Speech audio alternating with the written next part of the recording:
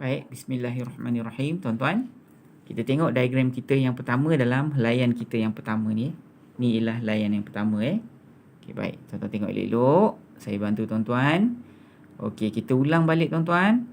Asas bahasa Arab Al-Quran maknanya dalam Al-Quran ada 3 jenis kalimat sahaja. Kan? Yang pertama ialah kalimat isim, yang kedua ialah kalimat fi'il, yang ketiga ialah kalimat haraf. Isim, fi'il, haraf. Dan makna isim, fi'il, haraf tu semua tuan-tuan dah tahu Baik, tanda-tanda untuk tuan-tuan kenali kalimat isim semua tuan-tuan dah expert lah Yang pertama mungkin di pangkal dia ada alif lam, atau mungkin hujungnya ada tanwin, atau hujungnya baris bawah. Selain daripada makna. Makna ni main peranan penting tuan-tuan tahu. Kadang-kadang alif lam tak ada, tanwin tak ada, baris bawah pun tak ada. Tapi makna dia apa? Makna dia kerusi. Itu ialah kalimat isim, kerusi. Ataupun tuan-tuan tengok tak ada alif lam ni, tanda-tanda ni semua tak ada. Tiba-tiba makna dia ialah buku. So tu ialah kalimat isim. Jadi makna ni main peranan penting, sangat penting pada tuan-tuan untuk tuan-tuan tahu dia ialah kalimat isim. Sebab kalau kalimat fi'il, dia mesti kena ada ganti nama diri yang disebut dalam terjemahan.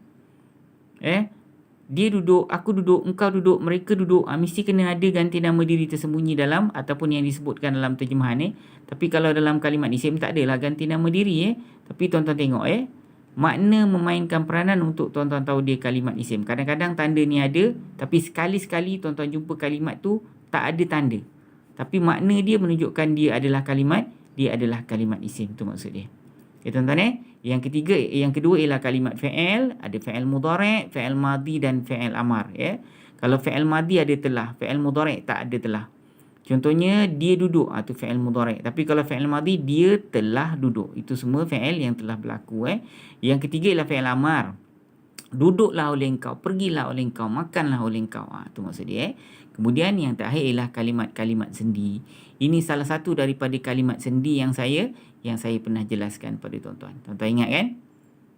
Okey, tuan-tuan ingat tanda-tanda ataupun saya pernah jelaskan pada tuan-tuan ada kekeliruan daripada pelajar-pelajar berkenaan dengan kalimat itu sebenarnya kalimat isim tapi ada student yang dia keliru, dia kata tu ialah kalimat haraf. Itu saya dah jelaskan pada tuan-tuan dalam video-video kita berikutnya, dan perkara tersebut akan kita bahas panjang pada pengajian kita peringkat yang kedua nanti. Lambat lagi tuan-tuan, jangan risau Jadi tuan-tuan ambil perhatian benda-benda yang saya dah jelaskan pada tuan-tuan tentang isim ganti nama diri lah, isim mewakili lah, itu semua isim tapi isim yang ada gelaran dan fungsi Jadi tuan-tuan tahu melalui makna dia Lagi isim tunjuk lah isim tanya lah, isim ruang lah kan. Okey, baik tuan-tuan kita masuk pada ayat Quran yang saya janjikan tadi Okey, baik, kita tengok ayat Quran.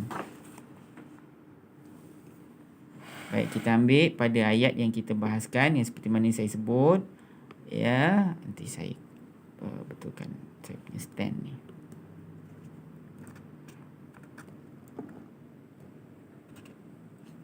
Hari ni kita ambil siratal ladzina an'amta alaihim. Sampai kat sini tuan-tuan sampai alaihim Okey, sebentar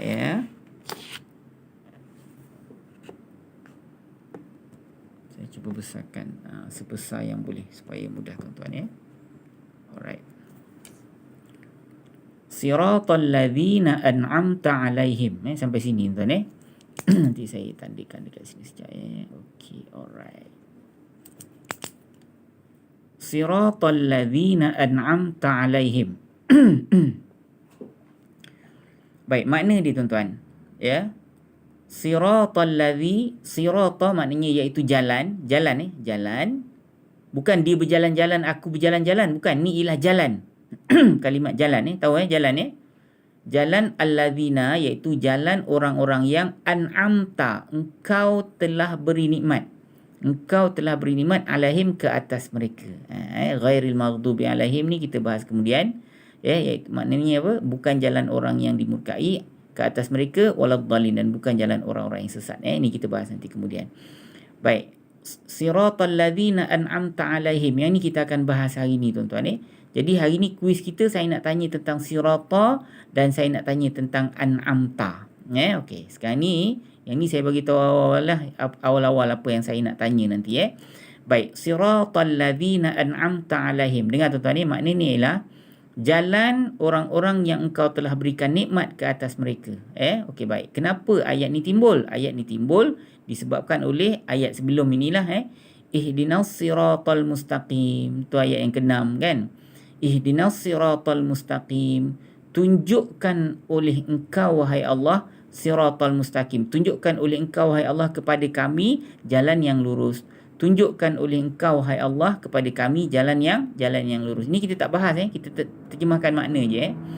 Tunjukkan oleh engkau wahai Allah kepada kami siratal mustaqim. Sirata maknanya as-sirata maknanya jalan, al-mustaqima yang lurus. Baik. Hari ni ayatnya ialah iaitu siratal ladzina an'amta alaihim. Jalan yang lurus jalan yang mana?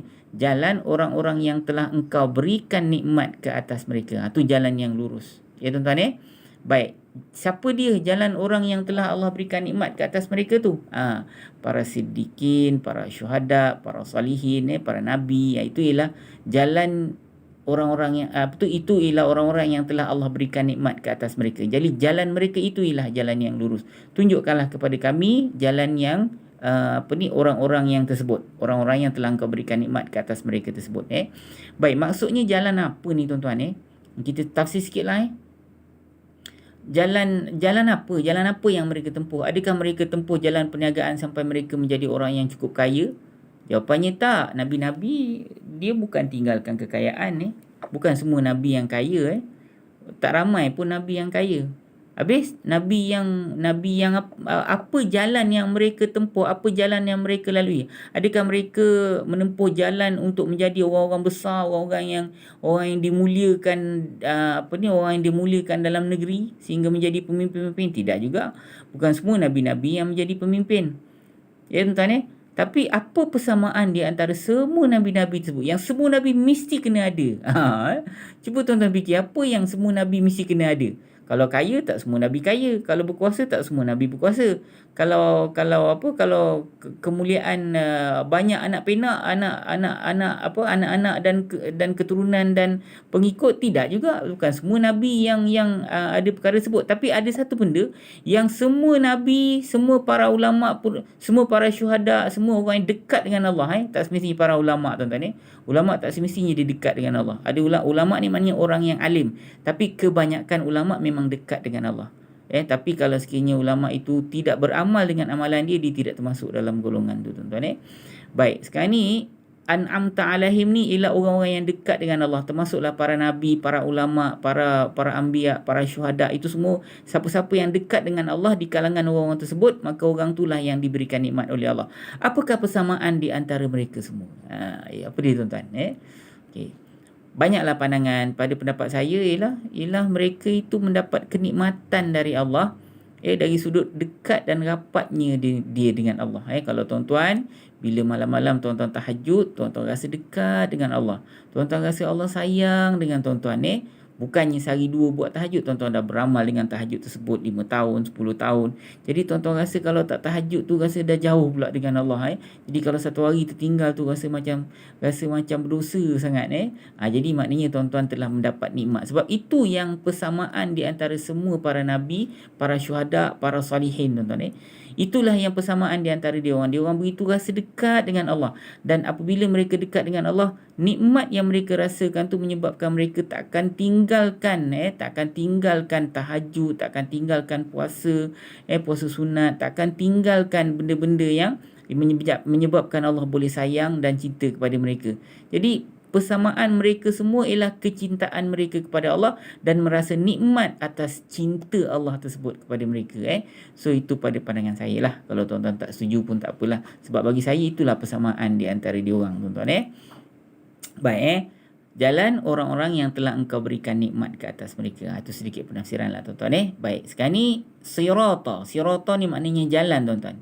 Ini isim ke fa'il ke haraf tuan-tuan? Cuba berjawab dekat saya. Jadi cuma saya nak tuan-tuan reply. Ini kuis kita hari ni. Sirata ni isim ke fa'il ke haraf? Kalau dia isim, ada tak tanda isim dekat sini? Kalau tak ada, kenapa tak ada? Kalau dia fa'il apa? Fa'il madhi, mudhari', amar. Kalau dia haraf, Yang ni bukan haraf lah tuan-tuan Kalau haraf tu dengan, kepada, dari So ini sirata ni cuba tuan-tuan fikir, tuan-tuan bagi tahu dengan saya. Ini isim ke fi'il ke haraf? Baik, allazina. Allazina ni maknanya orang-orang yang, ini ialah kalimat isim. Tuan-tuan nampak alif lam di pangkal ya. Tapi allazina ni tuan-tuan, dia ni ialah isim yang ada gelaran dan fungsi. Ingat tak? Ya.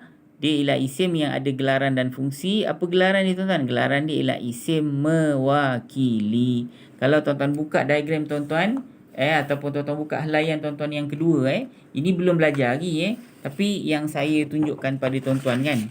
Kalau tuan-tuan buka helaian tuan-tuan yang kedua ni, kat sini saya jelaskan nanti pada peringkat yang kedua kita akan belajar isim. Nanti kita akan belajar ada dua jenis. Satu isim yang ada gelaran dan fungsi, satu lagi isim biasa. So isim allazina tu ialah isim mewakili. Dia ialah isim tapi isim yang ada gelaran dan fungsi. Allazi ataupun allazina ataupun ma, ingat tak So allazina maknanya orang-orang yang Okay, kita balik ke ayat kita tuan-tuan So allazina maknanya ialah orang-orang, maknanya ialah orang-orang yang. So dia ialah isim yang, dia adalah isim dia isim yang ada gelaran dan fungsi. Okey, an'amta tuan-tuan. Ini adalah soalan kuis kita yang kedua. Saya nak tuan-tuan jawab Sirata ni isim ke fi'il ke haraf? An'amta ni pun isim ke fi'il ke haraf? Tolong jawab dengan saya. Kalau isim, mana tanda isim dia? Kalau fi'il, dia fi'il apa? Dia fi'il apa? Dia fi'il apa dan apa ganti nama diri yang ada dekat dalam ni? Tolong jawab dengan saya Alahim ada dua kalimat. Ala maknanya atas, him maknanya mereka. So mereka ni ialah kalimat isim, tapi isim yang ada gelaran dan fungsi. Ingat tak Gelaran dia apa tuan-tuan? Gelaran dia ialah isim ganti nama diri. Betul ke tidak? So dia jadi ganti nama diri kepada siapa tuan-tuan? Dia jadi ganti nama diri kepada allazina ni juga So allazina ni siapa? Allazina ni orang-orang yang jawab. Jalan orang-orang yang kau berikan nikmat ke atas mereka. So orang-orang yang ni siapa? Para syuhada, para aulia, para salihin itu adalah orang-orang yang dimaksudkan oleh Allah dalam konteks saya ni. Baik tuan-tuan, jangan lupa tolong WhatsApp dekat saya jawapan untuk sirata dengan an'amta ini Jangan lupa WhatsApp saya di nombor 0108173131. So terima kasih atas perhatian. Jangan lupa minggu depan kita ada very excited punya pembelajaran. Cari ganti nama diri tersembunyi dekat dalam kalimat-kalimat tertentu antara 3 kalimat isim fi'il haraf tu Baik, terima kasih. Assalamualaikum warahmatullahi wabarakatuh.